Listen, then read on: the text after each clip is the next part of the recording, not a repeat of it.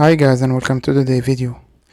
Within this video, we're gonna see the major differences between the Thumb-2 instruction encoding and the ARM instruction encoding within an ARM Cortex-M microprocessor. We'll see the impact of this Thumb-2 instruction encoding in terms of performance and code size for an ARM Cortex-M based code. And finally, we'll go through some real-life example to check the differences between this Thumb-2 and ARM encoding within an assembly code generated for the Cortex-M microprocessor. An ARM-based instruction is 32 bits wide. It has 3 data address instructions, meaning we can have 3 input parameter or operand for a single ARM-based instruction. The ARM-based instruction can index 16 general purpose registers. Also, it enables more regular binary encoding. Hence, we can embed more operations for a single ARM-based instruction. On the other hand, the Thumb-1 based instruction is 16 bits wide. It means the size of the instruction itself is 16 bits. It has 2 data address instructions. It means it has, at maximum, of course, 2 operands or 2 input parameters for a single instruction. It can index 8 general purpose registers in maximum. Generally speaking, the Thumb-1 based instruction is just a subset of the ARM instruction. It means we can have the same instruction but with 2 versions. One version is based on those ARM encoding and the other version is based on this Thumb-1 encoding. The ARM version will be encoded in 32 bits size and the Thumb-1 will be encoded in 16 bits size. Hence, the ARM version will offer more flexibilities in terms of input operands, as well as how many general purpose registers we can index. The Thumb-1, of course, version will have limited flexibilities in terms of how many general purpose registers we can index, as well as how many input parameters or operands we can provide for this Thumb-1 based instruction. And finally, the Thumb-1 based instruction will offer more code density, or better code density compared to the ARM-based instruction encoding. Due to this compromise between performance and cost size, ARM has decided to introduce what is called Thumb-2 instructions encoding. So the Thumb-2 is just kind of compromise between the code density provided by our Thumb-1 encoding and the performance provided by the ARM. The ARM encoding actually provides better performance results compared to the Thumb-2. However, in terms of code density and code sizes, of course, the Thumb-1 offers better results. So the Thumb-2 has been introduced to offer this mix between the ARM-based instructions and the Thumb-1 based instructions to create this compromise between the performance and code density. ARM has introduced the Thumb-1 instruction encoding in ARM architecture ARMv4T. At that time, ARM has associated for each instruction encoding a dedicated mode. Hence, if we are executing an ARM-based instruction, then the CPU will be running in what is called ARM encoding mode. And if the CPU is executing a Thumb-1 based instruction, then the CPU will be running on what is called Thumb encoding mode. Later on, of course, this has been removed, and we had always what is called the Thumb-2 encoding mode. Now, there is this T bit, part of this EPSR register, that indicates if the CPU was running on ARM or Thumb encoding mode. If this bit is set to 1, then the CPU is running on Thumb-2 encoding mode. If the CPU is running on ARM mode, then this bit will be 0. On ARM Cortex-M, this bit is kind of legacy bit. Means, as stated before on earlier stage, there has been kind of meaning basically of this bit. If the CPU is running on ARM mode, then this bit will be cleared and the CPU actually is executing ARM-based instructions. And if the CPU is executing Thumb-1 based instructions, then the bit will be set to 1 to indicate that the CPU running on Thumb mode.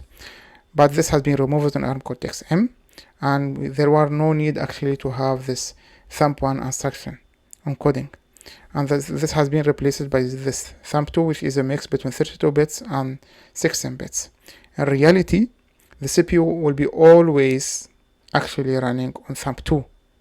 whether it is executing 16 bits or 32 bits, the size of the instruction is actually pointing to the same encoding mode, which is Thumb-2. Hence, this bit must be always set to 1. If accidentally this bit is cleared within an ARM Cortex-M, then a hard fault will be generated.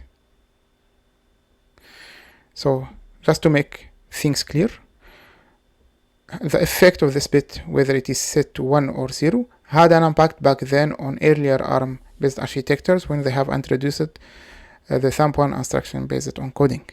Hence, if it is set to 1, this reflects the CPU running on Thumb mode. Even if it is 0, then the CPU is running on ARM mode.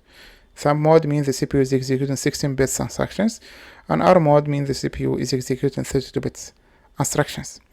Now, in later ARM architecture like Cortex-M, starting from ARM v6M, v6M+, 7M, and so on, this doesn't have any more impact. So this bit has been kept as a legacy due to this earlier introduction within the ARM v4T.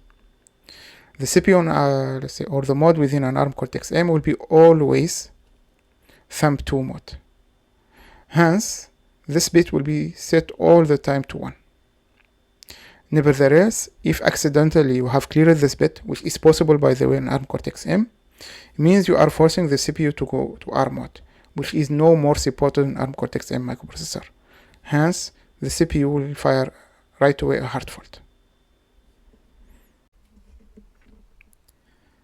Now, in terms of performance, ARM instruction encoding has been always offering better results compared to the other ARM instruction encodings.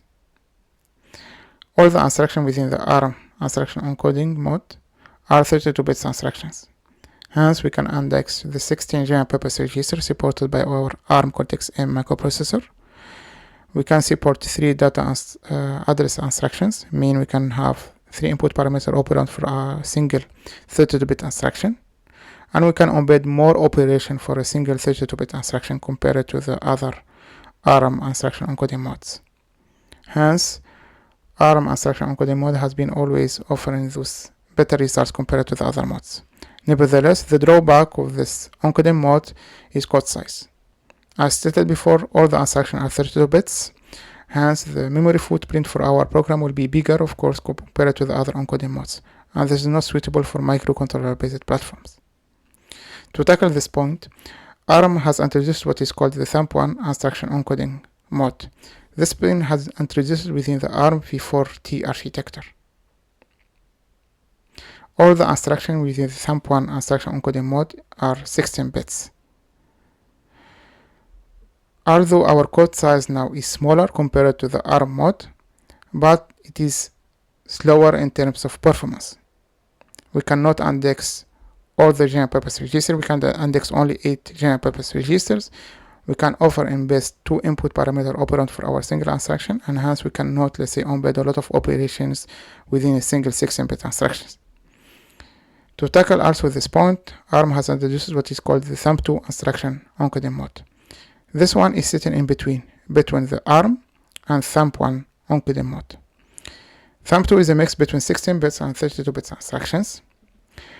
Is offering better performance results compared to the Thumb-1 and better code size compared to the ARM instruction encoding mode, as you can see within these diagrams. So in terms of performance, for sure the results are much bigger, let's say, than the Thumb-1, but slightly smaller than the ARM. And here we are having 25% better performance result compared to the Thumb-1, as you can see. So guys, this is a real life example that consists of C-based code that has been compiled for an ARM Cortex-M microprocessor. As you can see, the disassembly file of our example shows a mix of 16 bits and 32 bits instruction size.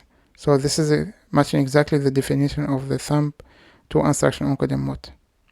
Again, the ARM Cortex-M microprocessor does support right now only the Thumb-2 instruction encoding mode. This ARM encoding mode and Thumb-1 encoding mode has been introduced in earlier ARM architectures and does not exist anymore in ARM Cortex-M microprocessor.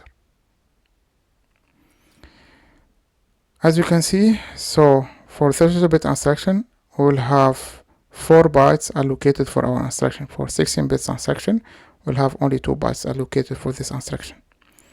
We can have a single instruction with 2 versions.